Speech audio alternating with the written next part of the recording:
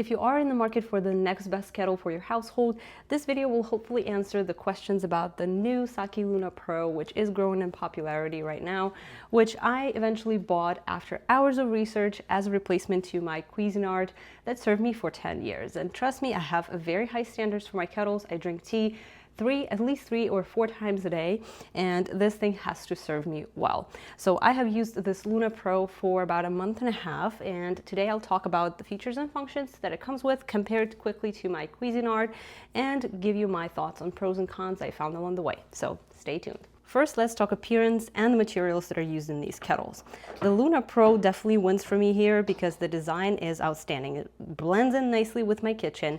It is off-white beige kind of color. They just came up with it. I think they used to have just the black, but now you have other color variations, which makes this a unique piece compared to the typical stainless steel you'll find with other kettles.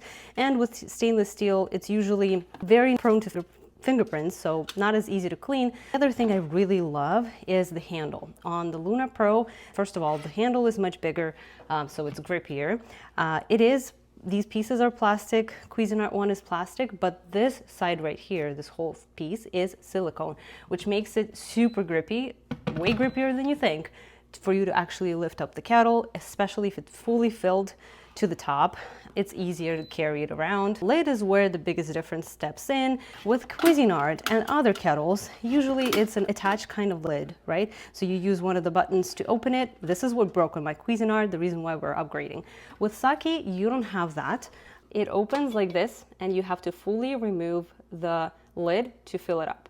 At first, I was kind of annoyed because I have to now hold it, while here, I don't have to worry about it, but look at the difference. The mouse is basically restricted by this lid when you're filling it up, and it's not as wide, versus in Luna, it's so easily visible.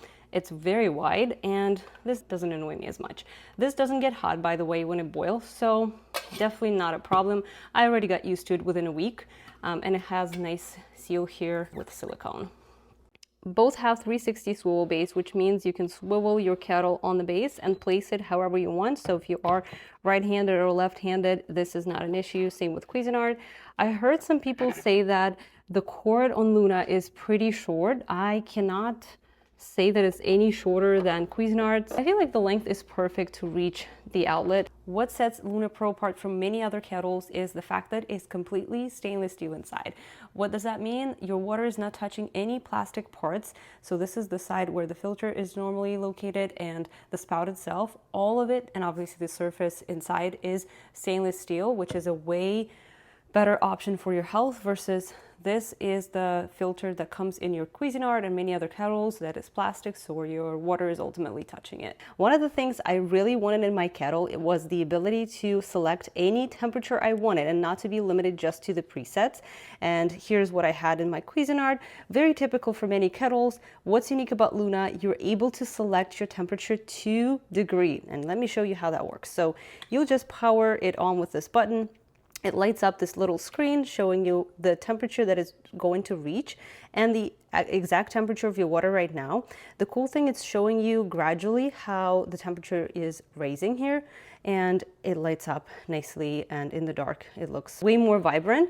It starts making a little noise of it starting to heat up. It's not too noisy, not too loud, but you can control your temperature even while it's heating up already. So you can go ahead and turn this knob to a specific degree, ranging from all the way of 104 Fahrenheit. See here, the lowest is 160. Luna can set it up for 104, and obviously the highest being 212, which is the boiling temperature. And it will do it pretty quickly. See how long it takes to boil the entire kettle, which is currently filled to the max, and you can see the max line right there.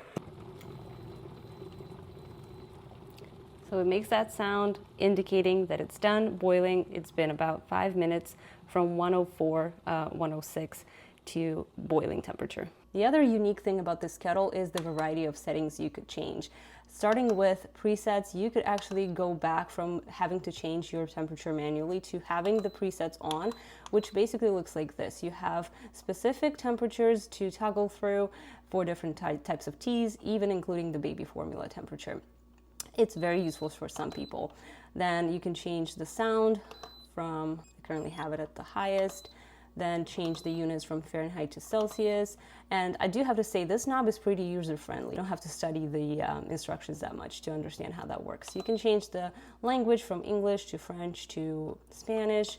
And the last two ones are the coolest in my opinion. The altitude, I had no idea that existed and mattered, but if you are high up in the mountains, the boiling temperature is different for you. So this is what you will set here on your kettle, and it will act smart based on what you pre-selected and change the boiling temperatures. And then lastly, the hold function. This is the identical to the keep warm function, but the beautiful thing here is you have different options. So you have 30 to 60 to 90 or even 120 minutes.